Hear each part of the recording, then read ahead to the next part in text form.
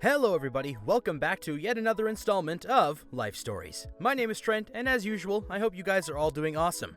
Today, we got some stories coming at you from Reddit/entitledparents. Shocker, huh? Well, without further ado, let's get our stories started.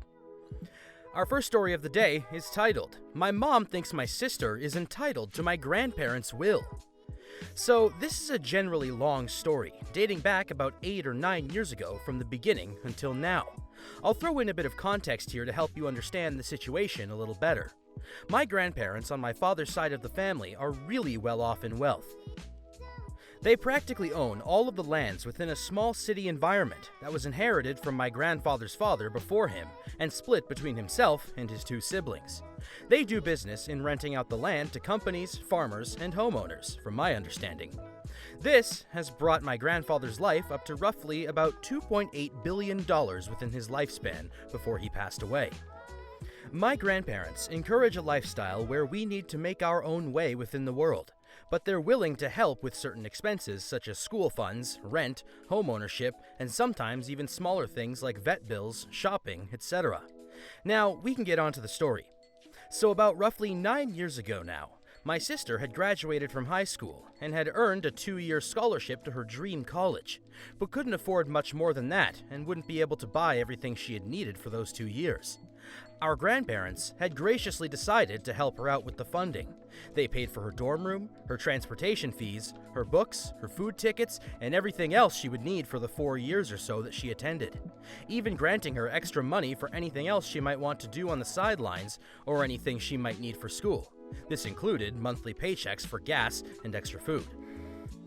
So, my mom gave her our old car, my grandparents paid for everything else she'd need, and she was off for her first college experience. Throughout her 4 or so years of college, my sister changed her major 3 times, failed to graduate because of constantly changing her classes, and spent a good majority of her money on partying and hauling her friends around, taking everyone out to expensive restaurants and eating out often. There was a time during her years attending college where my grandparents had overpaid. They forgot they had paid for the year's dorm and classes already, and sent in a double payment, where the school decided to refund their money, but sent it to my sister instead of back to them. She never bothered to ask about where it came from or who it belonged to. She just decided to waste the extra $12,000 that she got back on partying and eating out more often than she had before, because more money, right? This greatly upset our grandparents, because she had stolen their money without even bothering to ask them about it to begin with, as she was supposed to return it to them.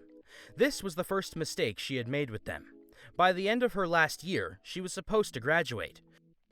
She still had a ceremony, but didn't graduate with any specific class or job choice. Everyone decided to join together to help her celebrate her time and effort in school. We're talking around maybe 20 people who flew in from all across the country to join her.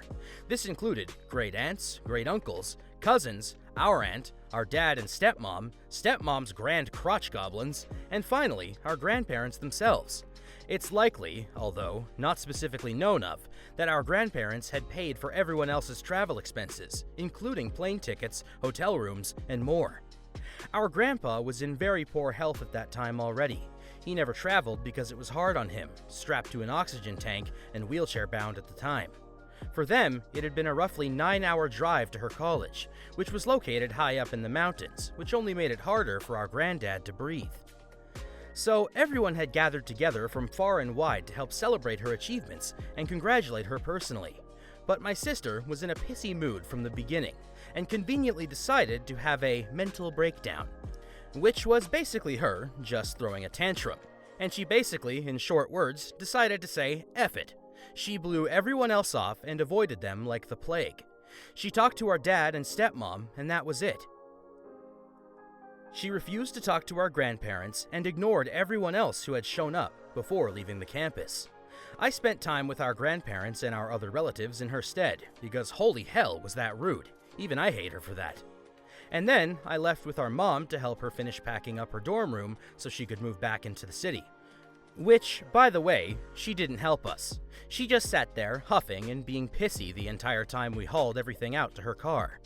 So we finished and we got a phone call from our grandma, who we call Nani, who said that we all need to meet up with them in XX place, because they had all gathered together at the hotel they were staying at to throw her a very expensive party to celebrate with her.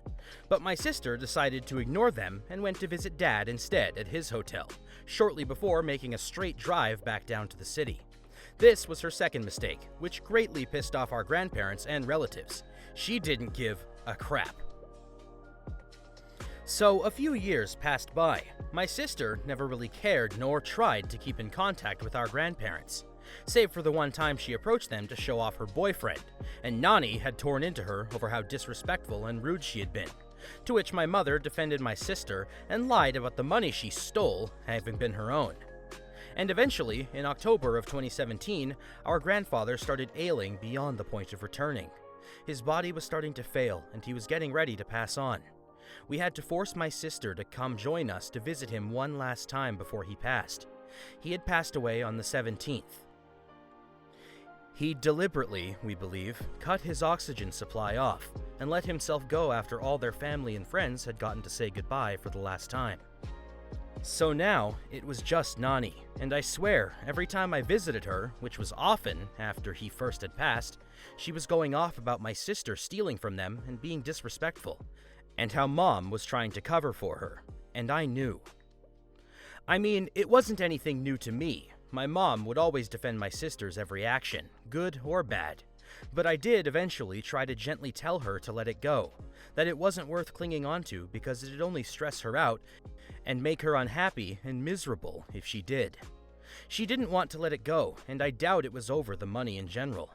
I believe it was more because of her disrespectful attitude and coldness towards them.